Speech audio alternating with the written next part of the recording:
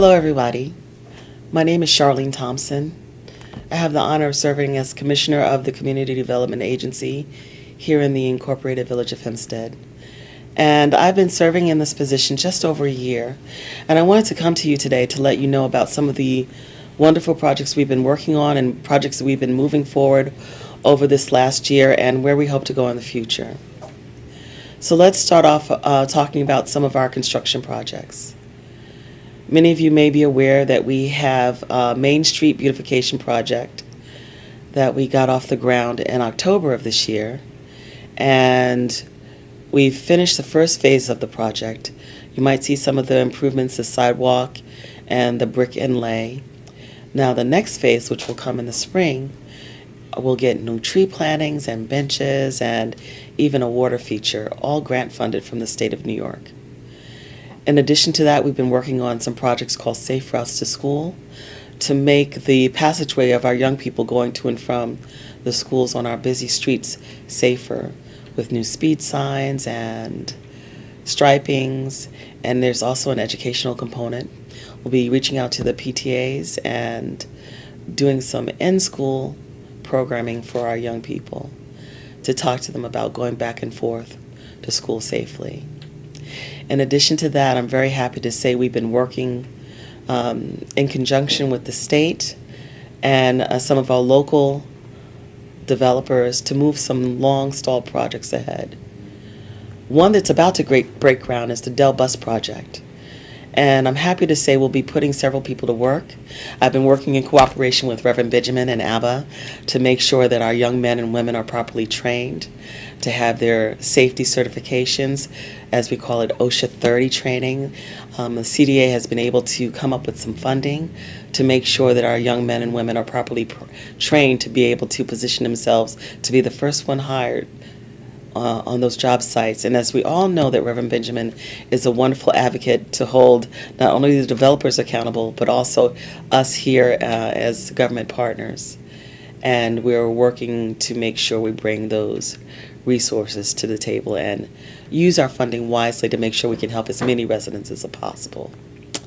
In addition to that, I am excited to talk about a meeting that we had last night focusing on getting the village designated as a Brownfield Opportunities area. We had over 30 people come out to a community presentation to talk about our downtown area and highlight some of the properties within the village that have been long-standing abandoned and vacant properties. For one, I'm going to talk about the old Woolworth building. I know that property has been abandoned for more than 20 years. I grew up in the area, so my mom and I used to come and shop at the Woolworth back in the day. Before TSS and before A&S, there was Woolworth.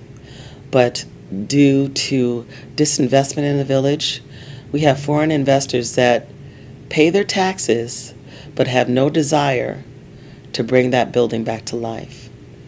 And so it is designated as a brownfield.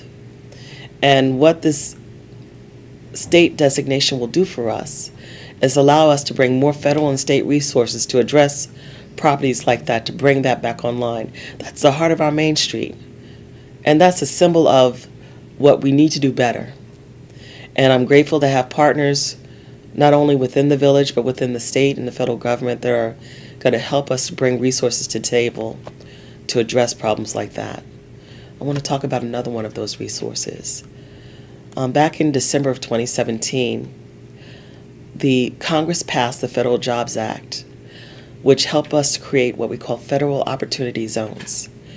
Fortunately, the village of Hempstead has 2 census tracts that have been designated as qualified opportunity zones, 2 of 10 on Long Island.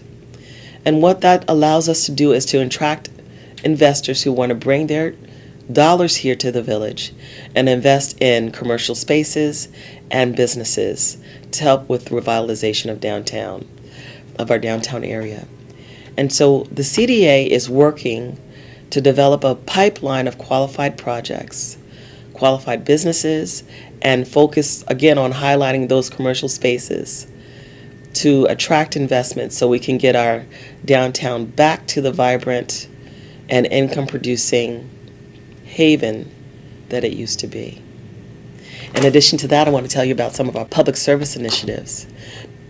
When I came on board here at the CDA, the thing that I talked about the most is if we are really to get back to the status that we deserve to be and our residents deserve to have the village elevated to once again, we all have to rise up and we all have to hone our skills and we all have to do a better job at making sure that we each put our best effort forward, whether it be in government, whether it be our business owners, whether it be our community-based organizations, and whether it be the residents. So at the CDA, I've worked to put the tax dollars and, as I say, our money where that vision is. And we've partnered with some of our local stakeholders, including Hofstra University and including Adelphi University, to create scholarships for our community-based organizations and their leaderships to learn about how to do a better job or how to access more funding for their programs and how to run tighter business and being able to elevate and position them for funding not only through the CDA but through the state and federal government. And it's a program called Leaders in Community, run through the Adelphi University's Center for Nonprofit Leadership. And the final exam is a completed application to the CDA that we will then be able to fund because they've gone through the process of making sure they have the right board members, that their financial house is in order, that they filed their appropriate taxes, and they've checked all the boxes that they need to check to position them for funding. Because we want to support our community partners who are boots on the ground doing the work and meeting the people wherever they are to help them and give them the assistance they need. Now, what I understand in government, we cannot be all things to all people. And so we recognize who our community partners are, and we recognize those institutions and entities throughout the community, whether it be our churches, our community-based organizations, our local colleges and universities, our other municipal partners, and we want to work to leverage those resources to make sure we can bring the most to our residents and to our business owners so that we can all enjoy the success that the village deserves. I want to shift a little bit. I want to talk about some of our housing initiatives because we have an understanding that there are basically two types of housing here in the village. There's the apartments, multifamily units, and we have the single-family homes. And when we've gone out to meetings, we've heard a lot of complaints about the tax burdens on our homeowners. And we understand that we have high taxes here in the county, but in the village it's particularly burdensome. So what the village and the CDA are working on a couple of different housing initiatives. One, under the mayor's leadership, we have a zombie home initiative where we're working to identify those abandoned and vacant properties throughout the village. And we're working with our buildings department, and under the leadership and direction of Dr. Easley, we're coming up with strategies where the CDA can then use some money to acquire some of these homes, rehab some of these homes, and then put them back on the market as affordable housing. Additionally, the CDA has several vacant properties that they've acquired over the years, and we've made the decision to create some unique housing options that don't currently exist in the village. Because what we've come to realize and what we've heard from the residents is even if what I call a more seasoned citizen decides to downsize and sell their home of 4 or 5 bedrooms, where are they going to go? Where can they afford to go?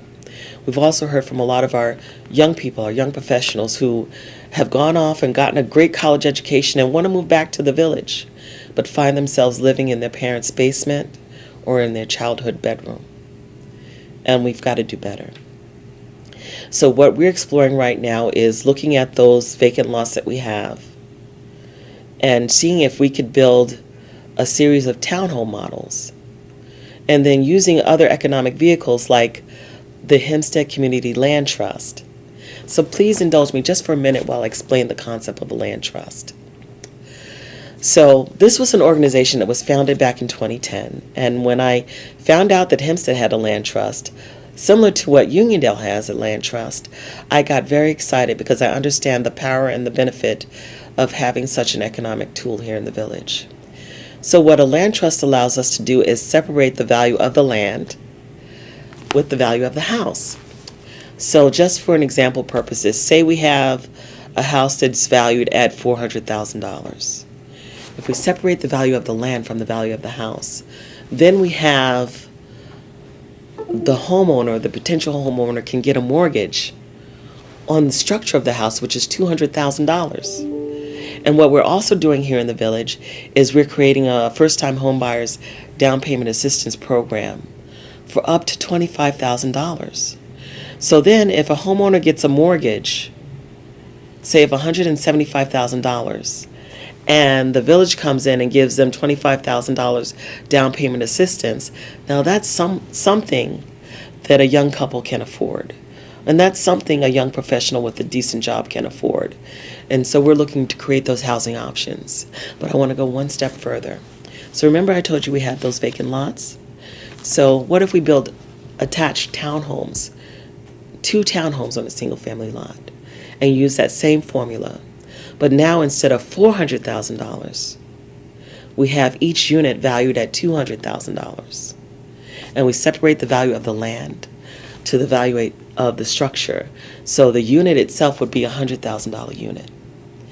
We can still apply that same $25,000 down payment.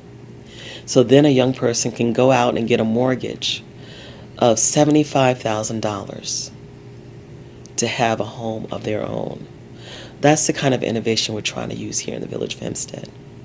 That's what I'm excited about. Every day when I come to work, there's something else that I can look forward to doing and to create value and bringing more resources to our residents. I want to share one other thing with you before I have to get back to work. One of the things that we've been working on, I'm very proud of, that we've worked over the last year and a half to work with a series of partners under the Empire State Poverty Reduction Initiative, which was funding given to us by the governor to identify programs to help move people out of the pathway of poverty. So unfortunately here in the village, we recognize that compared to the rest of Nassau County, our incomes are more challenging. So if we look at Nassau County as a whole, and we look at average family of 4, the income for an average family of 4 in Nassau County is about $116,000. But here in the village, it's more like $56,000. So when folks are building affordable housing around the county or in the village, those affordable housing are based upon income levels that are 80% of Nassau County's area median income, and they're still not attainable for most of our residents. But what we're trying to do is create job opportunities, housing opportunities, and other resources to our residents to help them find a pathway to earn more income, have more viable housing choices, and working together to leverage our resources with our community-based organizations and let everyone know the whole host of good things that we have here in the village. And I'm really grateful to have some wonderful partners like the Mary Brennan Inn, like the Leadership Training Institute, like ABBA with Reverend Benjamin. And I say all this to say we have a lot of work to do, but I'm excited about the partnerships that we've created. I'm excited about the resources that we have and are continuing to bring to the village, and I'm very excited about the future. Thanks, and I look forward to talking with you all again soon.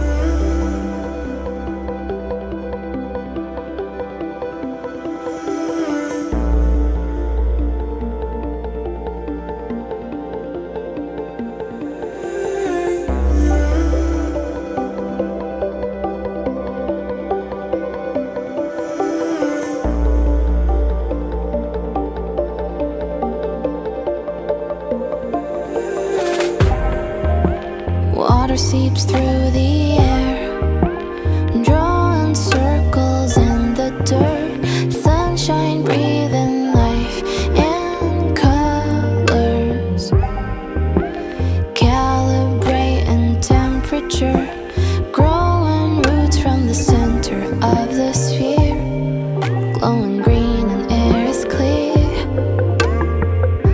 spinning clouds like wheels, weaving words moves like silk, locking stories in the air, frozen memories.